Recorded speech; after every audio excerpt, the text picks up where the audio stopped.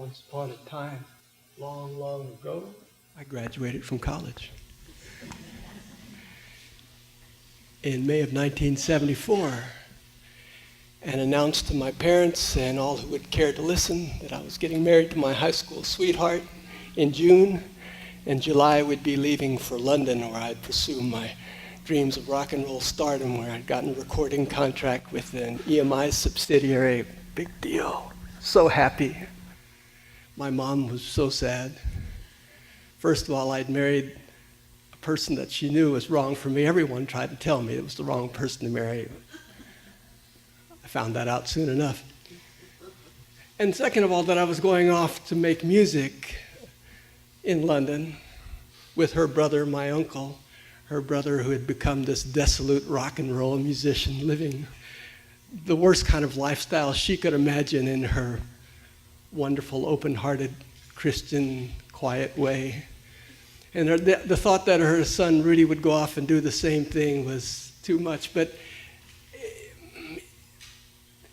instead of trying to discourage me, she spent a long time making this guitar strap.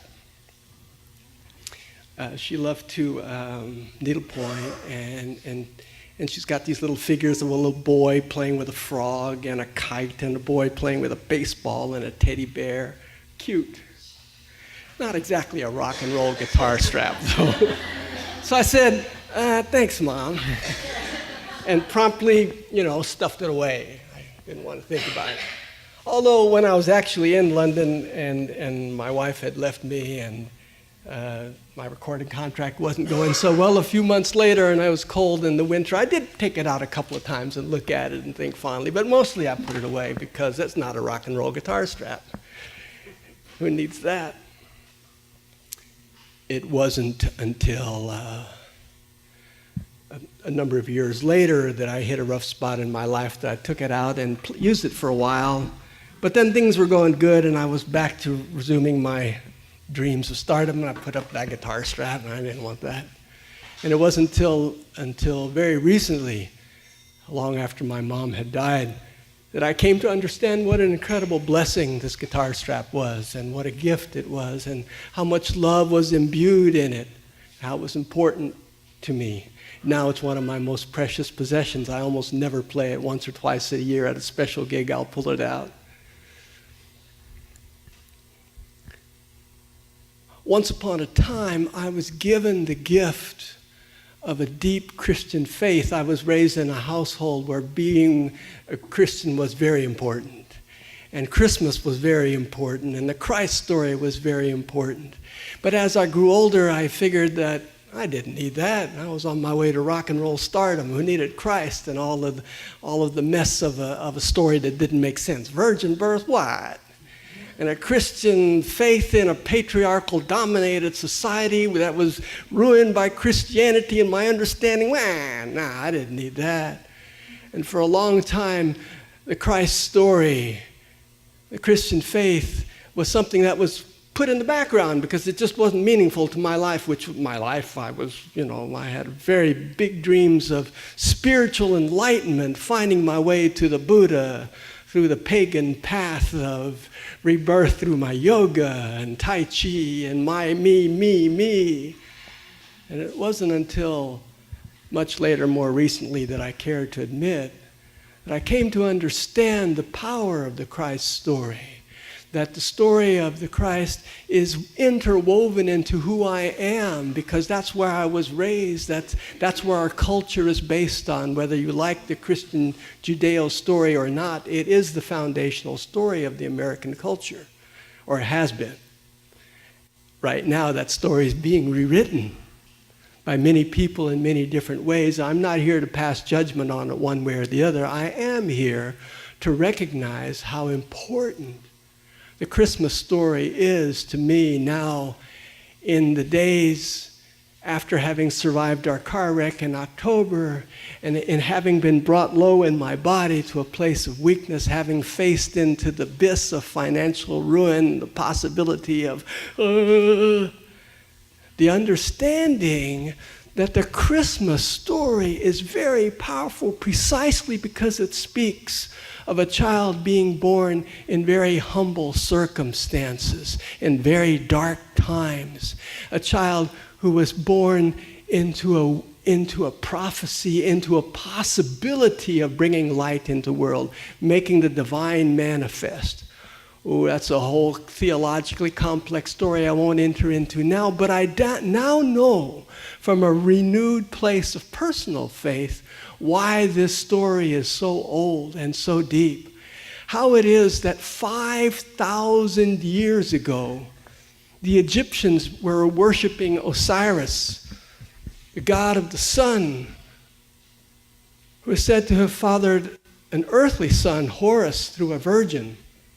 According to this legend, the birth of Horus was announced by 3 wise men and symbolized by 3 stars in Orion's belt pointing to Osiris' star in the east. And angelic voices hailed his arrival. His birth was often depicted in a manger, with Isis as the Madonna standing over him, and was said to have occurred at the time of the winter solstice. 5,000 years ago, this was already a foundational story. That story was renewed by the people of Syria when 4,000 years ago, the Persians began worshiping the man-god Mithra, who was supposedly born from a godfather and a human virgin mother. Mithra's birth was said to have occurred in a cave or a stable, was witnessed by shepherds who brought him gifts. Later, his followers celebrated his birth, which was said to have occurred at midnight on the winter solstice. Mithra was viewed as a redeemer, believed to have performed miracles such as raising the dead and healing the sick. According to that same legend, Mithra celebrated a Last Supper with his disciples before dying. And that supper is commemorated for thousands of years with bread broken in the name of Mithra. 1,700 years ago, Krishna's birth was celebrated in the pantheon of Hindu gods. Krishna, born of a virgin in humble conditions in the middle of winter. You get a common thread. How deeply ingrained is this need to believe in the rebirth of the light in the time of dark, under humble conditions. Not some magnificent king crowned by God, but some being who is found in the heart of the darkness, in a manger, in a cave. Again and again, I am called in this Christmas season to feel the fullness of my bah humbug. I get so sick of that music being played everywhere I go. The same 27 songs, really? And I get so sick of the emphasis on buying stuff, the crazy traffic all around our house from people needing to go buy stuff because it's ordained on the calendar by who? That's the bah humbug part of me, but the hallelujah part of me is called again and again to remember, oh yes, I get to be reborn. That small light in me, that little spark of faith that gets found in the hardest of hard times, when I'm looking at my bank account once again and wondering how those co-pays are going to get paid. As I stumble down the stairs again with a stiff knee that's almost healed but still stiff, I'm asked to recall again and again the importance of falling down to my knees symbolically and surrendering to the great mystery and giving thanks for that spark of faith which can be reborn just like that, if only I'll allow it. If only I'll stop wishing that there was some bright star of enlightenment out there somewhere when I got smarter or more focused or better disciplined in my spiritual something or the other. That star over there that was going to save me, that rock star, that enlightenment star, no. Oh, following yonder star into the light, shining in this moment, in this small way. I can keep ignoring the gift as long as I want. I can put it in the closet. I can pretend it's no longer important to me. That story, that legacy, that guitar strap, none of that's important. I can deal with it. Or I can come again and again to a place of embracing the gifts that I've been given. That we've been given. Not just 2,000 years ago in Bethlehem, or 4,000 years ago in Persia, or 5,000 years ago in Egypt, but today, maybe even now.